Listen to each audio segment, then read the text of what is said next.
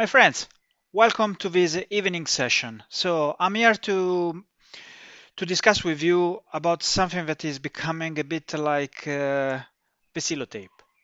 So the duct tape is always the solution to everything, and right now this topic is starting to become like that.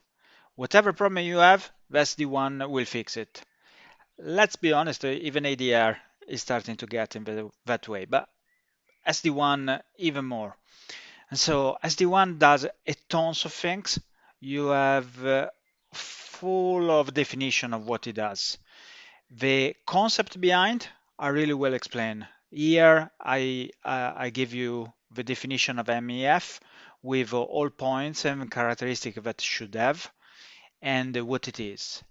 But generally the response to all this definition is something similar to this. And so a lot of theory, not much of a practical aspect, and the zoom is more on the product and not on the technology. And it's not on the attacking side as well in terms of threat modeling. So with this talk, I'm trying to address all these points.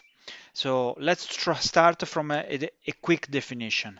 If right now you want to use multiple links in your WAN connectivity, for example, in a firewall with a double WAN that was always existing anyway.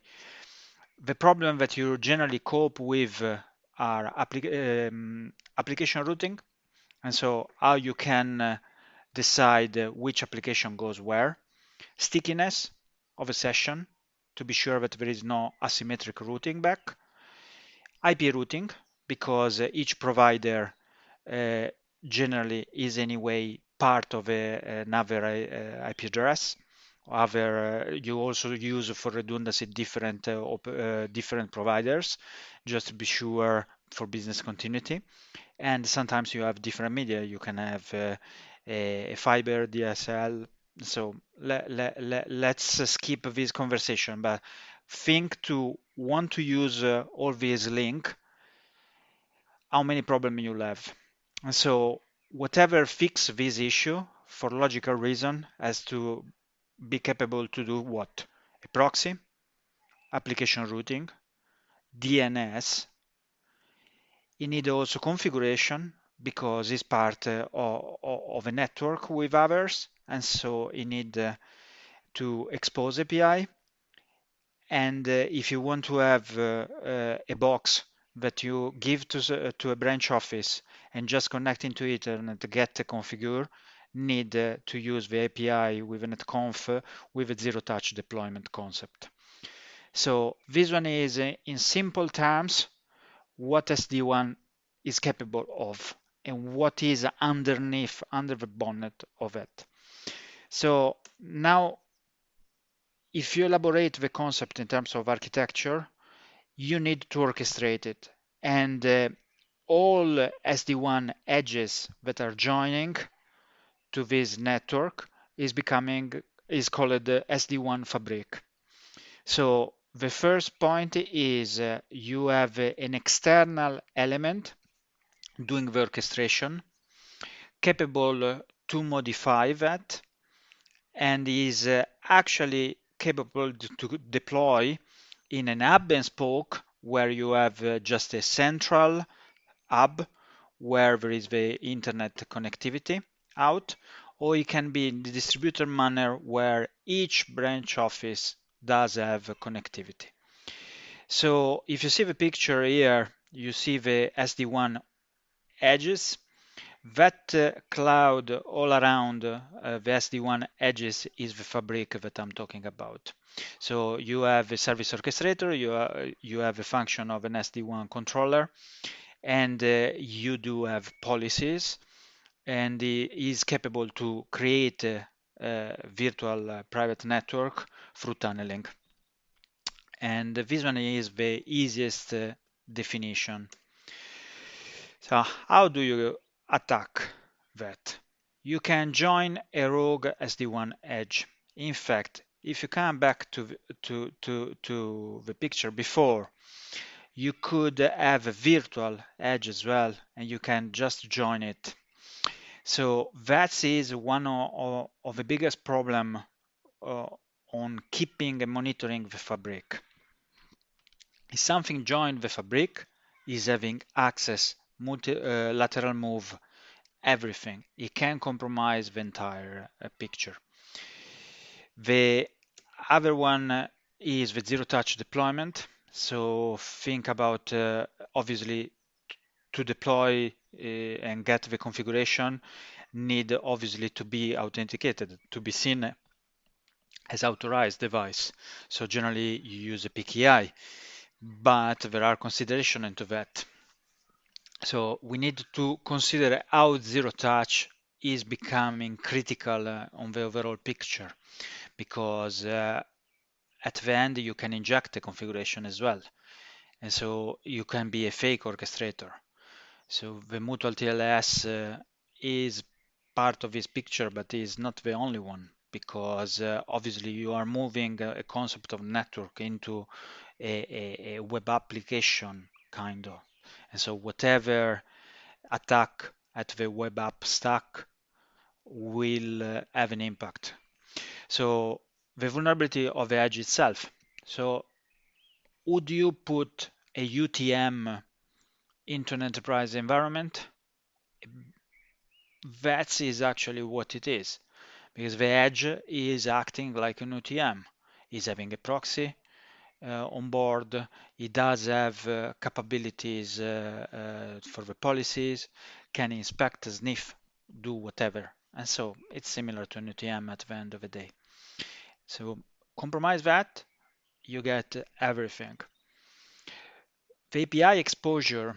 So SD-WAN took from the SDN concept of a northbound and southbound interface, and actually is having those API at risk of being fuzzed. The issue is that in a fabric, you don't have a concept of API gateway, because the API endpoint that is going to answer is always the edge. So this one is a complicated topic, because you don't have an API gateway protecting and those API are exposed. So fuzzing of API, command injection, it's quite risky and common. Web vulnerabilities, there is a plethora of cases where the interfaces that most of the time, as you see from the previous, you have a subscriber web portal. Those are SaaS services. So even a vulnerability there can play a role on the entire fabric. So that is another big topic. API tokens. So they talk to each other. Rotation of a token, permanent token, great problem. Solidity, how an element of the edge that gets compromised risk to compromise the others, how they are sandboxed. We are talking about devices that are unikernel, and so they are not multi-kernel.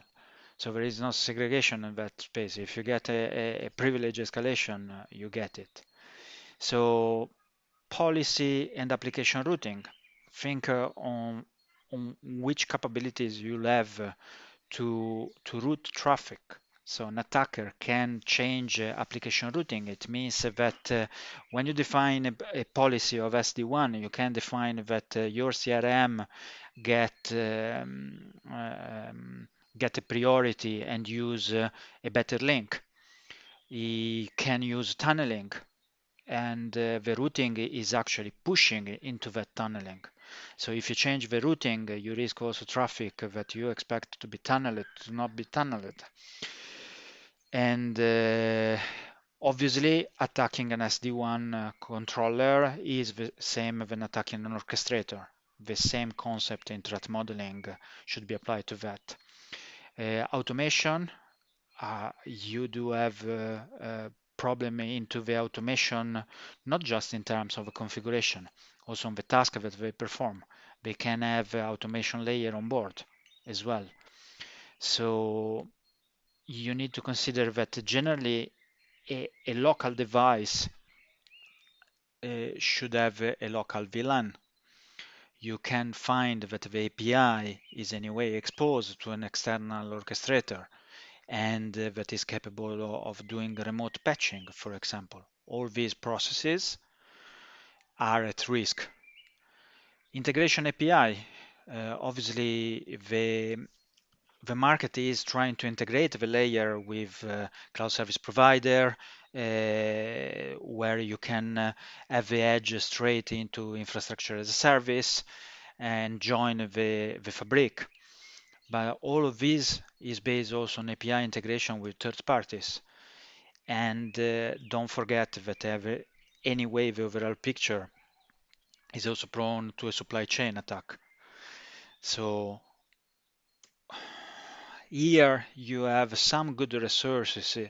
I I put this project because it's an overview of all vendors on some vulnerabilities that got found.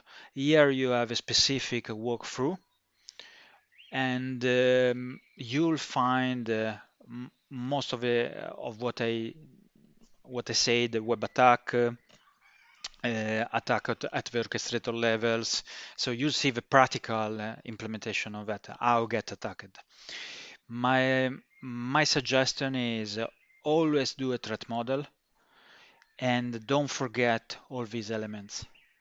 So try to think how you can couple a second certificate to each, how you avoid virtual instances.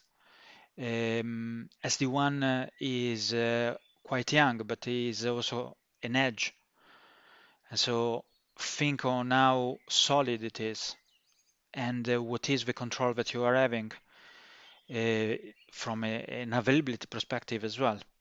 And so a vulnerability on that side is one side. So think of a ping of death for IPv6. So all these kind of maturity problem added to the one that I mentioned should be always evaluated wherever you design. But consider also the capability of lateral move because it's changing architecture-wise the overall picture, and I will show you what I mean. So right now you have an MPLS that is generally attached to the bottom layer of your layered enterprise.